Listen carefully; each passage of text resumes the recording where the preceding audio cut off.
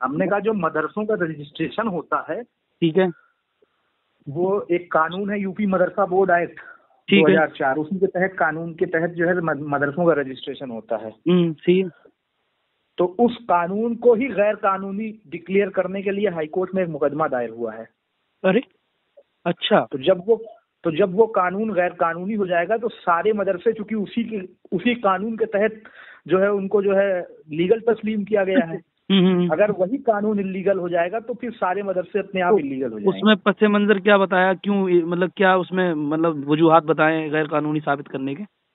उसमें बहुत सी चीजें हैं और उसमें कानून से ज्यादा डिस्कशन मदरसों पे हो रहा है। मतलब अच्छा। कानून तो कानून के जो भी प्रो एंड कॉन्स है, मतलब जो उसकी अच्छाई बुराई है वो तो अलग चीज है। उसमें जो मेन डिस्कशन हो रहा है, जिसकी तरफ हाईकोर्ट माइल है, हाईकोर्ट का ये कहना है कि इस मुल्क के आईन ने आर्टिकल 21A के जरिए इस मुल्क में तमाम 6 साल से 14 साल के बच्चों को ये बुनियादी हक दिया है कि वो उन्हें मुफ्त और जो है लाजिम तालीम दी जाए। जी जी, ठीक है, ठीक है। और फिर हाईकोर्ट का ये कहना था कि यहाँ पर जो ये तालीम लफ्ज या जो एजुकेशन लफ्ज आया है, वो सिर्फ कुछ भी पढ़ने को लेकर नहीं आया है, बल्कि वो क्वालिटी एजुकेशन को बताता है। ठीक है। और क्वालिटी एजुकेशन में जो मॉडर्न एजुकेशन है वो आएगी, मदरसे खारिज हो जाएंगे। तो जब मॉडर्न एजुकेशन आएगी तो फिर कोर्ट ने कहा कि क्या किसी भी शख्स को इस बात की छूट दी जा सकती है कि वो बच्चों से ये बुनियादी हक छीन ले और ये कहकर कि जो है हम तो इनको जो है मजहबी तालीम दे रहे हैं। क्या मजहबी तालीम देने के नाम पर उनके इस बुनियादी हक से उनको महरूम किया जा सकता है? बड़ी लंबी मामला है फिर तो। हाँ, तो हमने इसके लिए कई लोगों से, कई जिम्मेदारों से बात किया। एक तो हमारे यहाँ का वो लड़का सालिम अलवी है जो है, तो हमने कहा उसके भी कुछ राब्ते वगैरह बरेली में थे, तो हमने कहा उन लोगों से बताओ कि इस तरह का मैटर चल रहा है। तो इस पे क्या हो सकता है, ये बताएं, क्या करना चाहिए इस पे? देखिए, इसमें सबसे बड़ा मैटर ये है कि ये 24 जनवरी से कंटिन्यू डेली सुनवाई हो रही है, 2.5 घंटे। अच्छा। बिला नागा रोज स्पेशल कोर्ट बैठती है और रोज सुनती है। अच्छा। अब इसमें ये है कि जैसे जो मेन लोग हैं वो क्या करें कि देखिए, मैटर तो ये है कि ये कानून रद्द होगा, क्योंकि जो जजेस का जो व्यू था, जो जजेस का झुकाव था, जो उनका नजरिया था, वो दौराने मुकदमा जो उनकी गुफ्तगू होती है उससे वाज़ेह हो जाता है। जी जी बिल्कुल। तो वो उस मुकदमे की सुनवाई के दौरान उन लोगों ने जो बातें कही है उससे वाज़ेह है कि वो इस कानून को रद्द करेंगे। और माशाल्लाह, है ना, इस कानून को रद्द करेंगे और मदरसे को जो है वो मदरसे में जो है वो मजहबी तालीम को जो है कहकर उनका ये कहना है कि जिस तरह डॉक्टर और इंजीनियर कोई बनता है, तो वो जो एक बेसिक एजुकेशन है वो लेता है, हाई स्कूल इंटर सब करते हैं, ठीक है, उसके बाद अपनी फील्ड का सिलेक्शन करते हैं। तो उनका कहना है कि मौलाना बनिए, मुफ्ती बनिए, हाफिज बनिए, कारी बनिए, लेकिन बेसिक एजुकेशन सबको दी जाए और उसके बाद वो 14 साल या 18 साल बाद वो बने। ओह ठीक ठीक। तो इससे ये लग रहा है कि ये मदरसे पर भी पूरा मामला सब आएगा। तो लेकिन मतलब वही मैंने पूछा ना कि होना क्या चाहिए।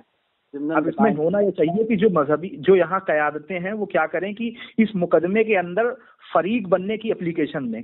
अच्छा, कि हमें भी जो है सुना जाए, हम भी अपनी बात कहें। अच्छा, ठीक है, तो उसमें जो भी होना होगा वो होगा, क्योंकि कोर्ट का तो मैं इस क्या नाम है, इस तमाम बात को, पूरी बातों को इंशाअल्लाह ताला मरकज के जितने जिम्मेदारान हैं, चाहे जामिअतुल रज़ा हो, मंज़िल इस्लाम हो, यहाँ के जितने भी हैं, मैं उन तक पहुँचाता हूँ, सीनियर लोगों तक इंशाअल्लाह ताला। और उनका क्या मतलब जो है इस पे रिएक्शन होता है, जो भी बातें होंगी तो मैं सही साहब आपसे गुफ्तगू करूंगा, बताऊंगा जैसा भी होगा फिर। क्योंकि वही लोग करेंगे इसमें, हम लोग तो पीछे पीछे हैं ना, वो लोग पैरवी करें, हम लोग साथ देंगे। और ये बात उन तक पहुंचा चाहिए और मुझे उम्मीद है कि उन्हें इल्म भी होगा इस चीज का। ऐसा तो नहीं है कि इतना बड़ा इशू है तो पता ना होने। नहीं, बड़े खुफिया तरीके से हो रहा है, ये कहीं छपा भी नहीं अभी तक। अभी इसमें कानपुर की एक जमात है, कोई मदारिस इस्लामिया तंजीम करके, उसमें कौन जमा करके हैं, एक हमको अब्बास मिसबाही अजहरी साहब जो संत कबीर मदरसा चलाते हैं, मतलब वो कुछ मतलब रिपोर्ट वगैरह कुछ है क्या, कुछ मिलेगा PDF वगैरह कुछ इस तरीके की? नहीं, कोई क्लिप नहीं, हम जो लिखे हैं वो भेज देंगे। देखिए, इन्होंने कोई दीवान साहब जमा करके हैं उस तहरीक के।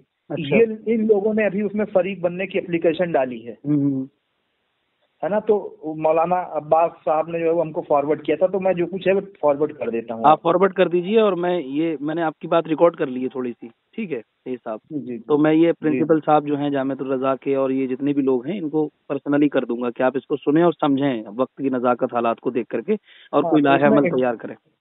हाँ इसमें इंटरवेंशन डालें जी, और हाई कोर्ट से ये कहें कि भाई हम भी इसमें शरीक हमें बनाया जाए और हमारी बात सुनी जाए। बहुत अच्छा। अगर ये एप्लीकेशन खारिज होती है तो उसके खिलाफ सुप्रीम कोर्ट जाए, तो कम से कम अभी जो ये सुनवाई इतनी तेजी से चल रही है कि ये इसी हफ्ते में डिसीजन आ जाएगा, ओहो, अगर इस तरह से चलता रहा तो। अल्लाह अकबर।